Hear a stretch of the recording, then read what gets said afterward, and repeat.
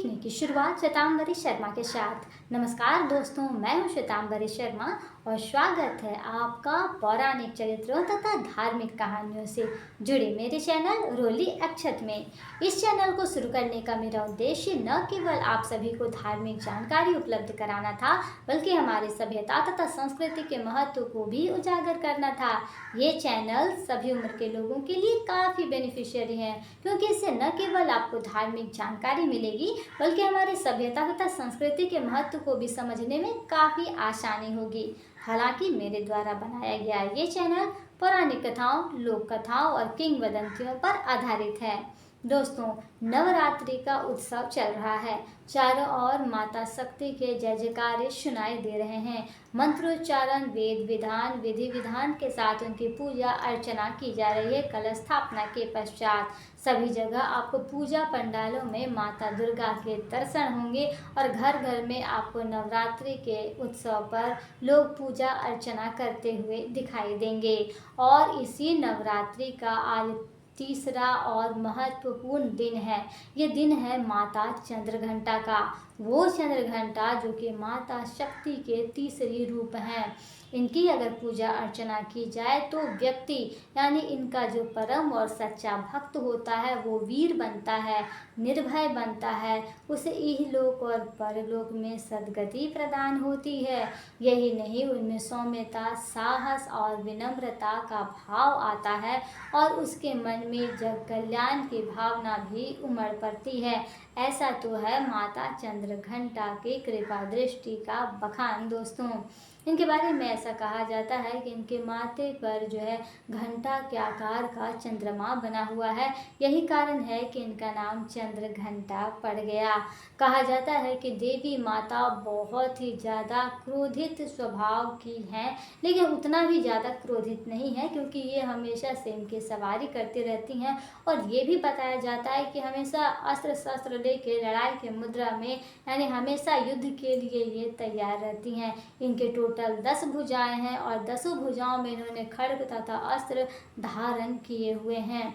जो भी इनका सच्चा भक्त होता है दोस्तों, उन्हें अलौकिक दृश्य दिखाई देते हैं, तरह तरह की ध्वनियाँ सुनाई देती हैं और सुगंधित पदार्थों के उन्हें सुगंध आने लगते हैं। उनके साथ थोड़ी सी विचित्र घटनाएं घटने लगती हैं। इनके अगर मैं ध्वनि की बात करूं तो इनकी ध्वनि जो है भयंकर घंटे की तरह है दोस्तों। इसे सुनकर दुराचारी दैत्य दानव असुर भी कांप उठते हैं।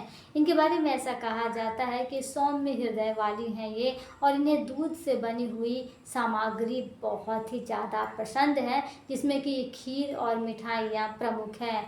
और यदि आप इनको प्रसन्न करना चाहते हैं तो कृपया दूध से बने हुए पदार्थ का आप इन्हें भोग अवश्य लगाएं। दूध से बनी हुई खीर आप इन्हें चढ़ा सकते हैं भोग के रूप में, या फिर दूध से बनी हुई मिठाई भी आप इन्हें भोग में लगा सकते हैं।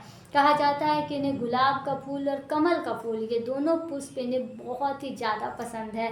तो यदि आप इन्हें जो है प्रसन्न करना चाहते हैं, इनकी कृपा दृष्टि और आशीर्वाद प्राप्त करना चाहते हैं, तो कृपया ये दोनों काम तो आप अवश्य ही करें। इन्हें न केवल आप भोग के रूप में दूध से बनी हुई सामग्री चढ़ाएं, बल्कि इन्हें फूल में जो है गुलाब और कमल ये चढ़ाना बिल्कुल ना भूलें। ऐसा यदि आप करेंगे तो आपके जीवन में माता चंद्रघंटा का कृपा दृष्टि और आशीर्वाद आएगा। और जब आपके जीवन में माता चंद्रघंटा का कृपा दृष्टि और आशीर्वाद आएगा तो आप उन्नति के पथ पे होंगे। आपके जीवन में तरक्की और सफलता होगी। आपके जो है जीवन में, आपके घर परिवार में सुखी शांति, खुशी, धन, सम्मान, समृद्धि की बारिश होने लगेगी दोस्तों। और कहा जाता है कि चारों ओर जो है माता के जो है भक्ति भाव में आप जो है घिरे रहेंगे और इहलोक में और परलोक में तो सद्गति आपको मिलेगी ही। ये तो हुई दोस्तों माता चंद्रघंटा के रूप की व्याख्या और उनकी कुछ विशेषताएं। साथ में आज की वीडियो में मैं आपको ये बताना चाहूँगी कि इनसे जुड़ी कहानियाँ जो है वो पौराणिक कथाओं में विद्यमान है, जो बहुत ही ज़्यादा रोचक है और बहुत ही ज़्यादा दिलचस्प है। यदि आप सुनेंगे तो आपके मन में माता चंद्रघंटा के प्रति भक्ति भाव उमड़ उठेंगे और आप जो है बहुत कुछ सीखेंगे भी इस कहानी से।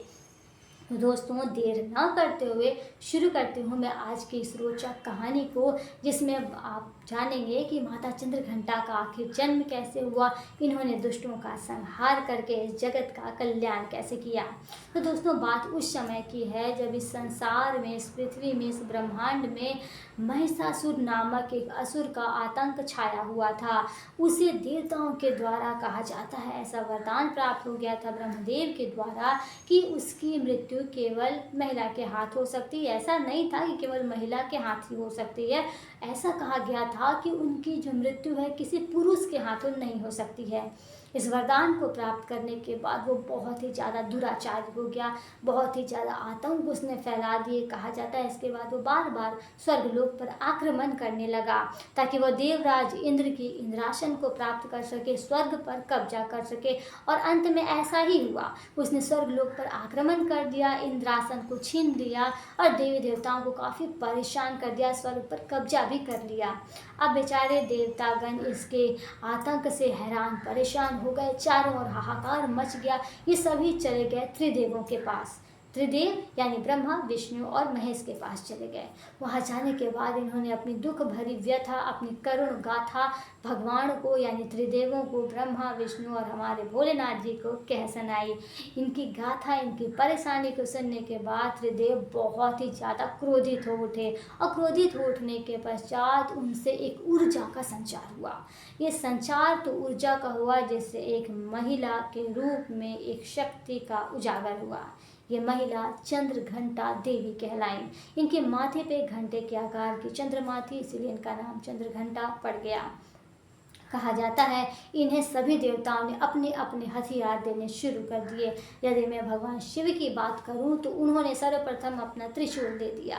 विष्णु जी की बात करूं जो कि हमारे पालनहार हैं, तो उन्होंने अपना सुदर्शन चक्र दे दिया। और कहा जाता है कि इंद्रदेव ने उन्हें घंटा दिया और सूर्यदेव, जो हाँ दोस्तों भगवान सूर्य ने उन्हें अपना तेज दिया, अपनी तलवार दिया, अपने सिंह दे दिया। और सभी देवी देवता अपनी शक्ति के अनुसार, अपने सामर्थ्य के अनुसार उन्हें अपनी शक्ति, अपने अस्त्र शस्त्र सब उन्हें देते लग गए।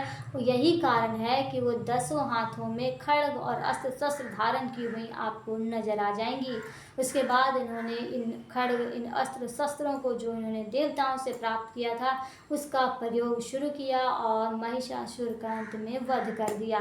ऐसा कहा जाता है कि 4 दिनों तक युद्ध हुआ था महिषासुर और इनके बीच में। उसके पश्चात जो है उनके पश्चात ऐसा तो कहीं कहीं कहा जाता है कि 10 दिनों तक महिला के रूप में जो चंद्रघंटा जी थी उन्होंने महिषासुर के साथ युद्ध किया और 10वीं के दिन जो है उन पर विजय प्राप्त की। इस तरह से बहुत सारी कहानियां हैं, लेकिन इतना तो फाइनली और इतना तो तय है कि माता चंद्रघंटा ने महिषासुर का वध कर दिया। ऐसा लोक कथाओं में, किंवदंतियों में ऐसा कहा जाता है दोस्तों।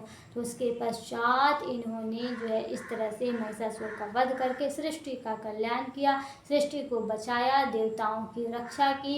इंद्रदेव को उनका सिंहासन सम्मान पूर्वक लौटाया गया, उन्हें राजा की उपाधि दी गई और जो है ये पृथ्वी उसके आतंक से यानी महिषासुर के आतंक से बच गया दोस्तों। तो दोस्तों ये थी कहानी वीरता की, ये कहानी थी निर्भयता की और माता चंद्रघंटा की। मुझे उम्मीद है दोस्तों कि माता चंद्रघंटा से रिलेटेड ये स्टोरी, ये कहानी, ये कथा आपको अवश्य ही पसंद आई होंगी और आपने आज की कहानी से बहुत कुछ सीखने का प्रयास किया होगा। आपके लिए ये लाभकारी कहीं ना कहीं तो अवश्य ही सिद्ध हुआ होगा। यदि ये कहानी आपको लाभकारी लगी, यदि इस कहानी से आपने कुछ सीखा, आपको थोड़ा सा भी बेनिफिट हुआ, तो कृपया अपनी राय दोस्तों मुझे कमेंट बॉक्स में लिख कर भेजना बिल्कुल भी ना भूलें। मुझे आपकी राय का हमेशा इंतज़ार रहता है। साथ ही आप मुझे सपोर्ट करना भी ना भूलें, क्योंकि यदि आप मुझे सपोर्ट करेंगे तो मैं मोटिवेट होंगी और उसके बाद आपके लिए तरह तरह की रोचक वीडियोस बनाऊंगी। आपको धर्म और ज्ञान से रिलेटेड कई जानकारियाँ दूंगी, आप लोगों को ज़्यादा से ज़्यादा लाभ पहुँचाने की कोशिश करूँगी। तो कृपया अपनी राय कमेंट बॉक्स में लिखना और मुझे सपोर्ट करना बिल्कुल भी ना भूलें। साथ में आप इस चैनल को लाइक शेयर और सब्सक्राइब करें, वीडियोस को ज़्यादा से ज़्यादा शेयर करें ताकि मैं मोटिवेट हूँ। और आज के इस वीडियो में केवल इतना ही दोस्तों, फिर मिलते हैं अगले वीडियो में एक नए चरित्र यानी एक नए कैरेक्टर के साथ। हो सकता है एक नई छोटी सी कहानी या एक नए छोटे से धार्मिक प्रसंग के साथ।